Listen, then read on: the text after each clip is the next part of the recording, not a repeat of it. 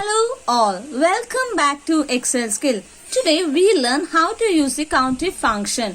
I have the data set of the employee code and the DOB and their age respectively. Now I want to count the employee IDs followed by IND. So now instead of doing it manually each line by line or the record by record, it will be a time consuming and the tedious task, considering if the data is vast.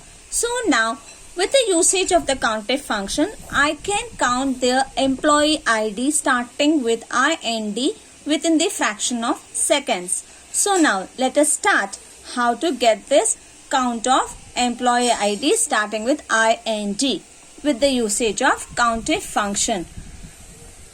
Type equals and enter the COUNTIF, open the parenthesis, choose the range, that is the employee code, then give comma and give the criteria as IND. So now open the inverted comma and type the IND, give the asterisk and close the inverted comma, close the parenthesis and hit enter. You got the 12 as the IND employee codes. So now if I have to change IND to something else, the change will also get affected. See, the count of the employee ID IND got reduced to 11 from 12. Same way, if I have to again change it to IND, it will get affected with the usage of COUNTIF function. Thank you for watching this video.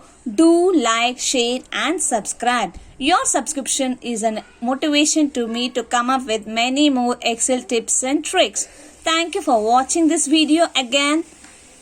Do like, share and subscribe. Thank you.